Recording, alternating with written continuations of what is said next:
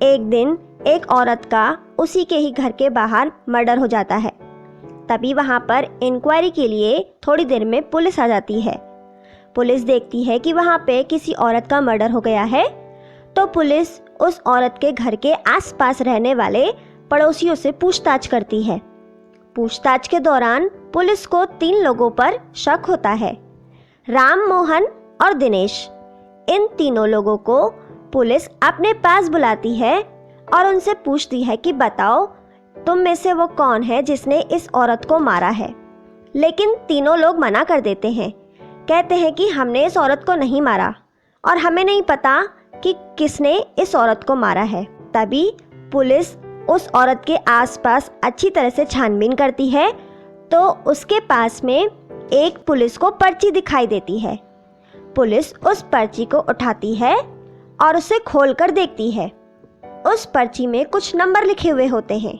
Police नंबरों को देखती है और सोचती है कि ये क्या है, ये ज़रूर एक क्लू है जिससे मुझे पता चल जाएगा कि इस औरत को किसने मारा है और इन तीनों में से ही कोई है जिसने इस औरत को मारा है। दोस्तों, क्या आप पता लगा सकते हैं कि इनमें से वो कौन है जिसने इस औरत को मारा है? दोस्तों, इसका आंसर हमें कमेंट करके बताइए। इसका आंसर देने के लिए आपको मिलते हैं 10 सेकेंड और आपका समय शुरू होता है अब।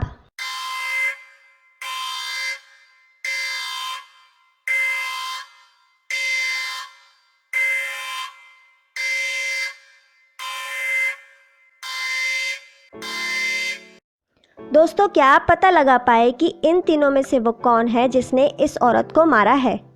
दोस्तों, इन तीनों में से वो राम है जिसने इस औरत को मारा है और यही झूठ बोल रहा है। आइए देखते हैं कैसे। इंस्पेक्टर उस पर्ची पे लिखे हुए नंबरों को गौर से देखते हैं, तो उसमें लिखा हुआ होता है 18, 1 और 13।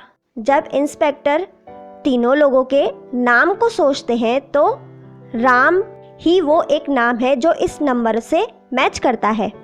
आइए देखते हैं कैसे। उस पर्ची में पहला नंबर होता है 18।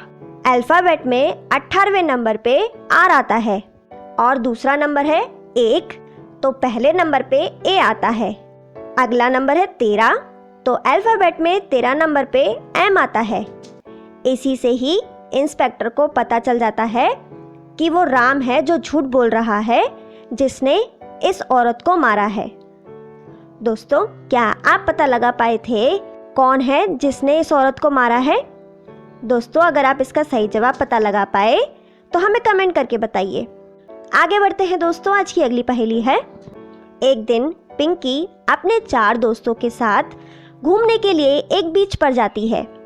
वहाँ जाके पिंकी अपने सभी दोस्तों के साथ खूब मौज मस्ती करती है और बीच पे खूब एंजॉय करती है। लेकिन अचानक से थोड़ी ही देर में सब देखते हैं कि पिंकी को किसी ने मार दिया है। लेकिन वो कौन है? चारों लड़के आपस में एक दूसरे के ऊपर ही इल्ज़ाम लगाने लगते हैं कि तुम हो जिसने पिंकी को मारा है। लेकिन तभी वहाँ पर इंस्पेक्टर को बुलाते हैं। थोड़ी देर में वहाँ पर इंस्पेक्टर आते हैं और इंस्पेक्टर देखते हैं कि एक लड़की वहाँ पर मर गई है और 4 लड़के वहाँ पर मौजूद हैं। इंस्पेक्टर को लगता है कि इन चारों में से ही किसी ने इस लड़की को मारा है।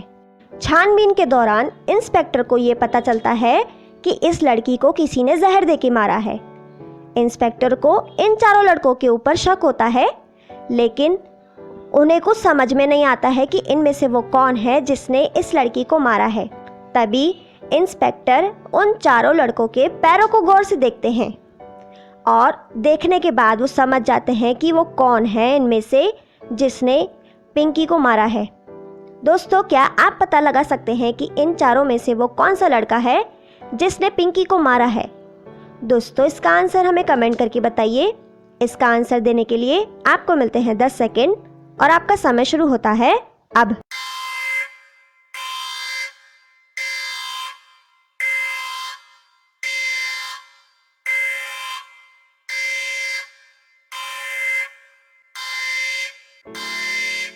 दोस्तों, क्या आप पता लगा पाए कि इन चारों में से वो कौन है जिसने पिंकी को मारा है?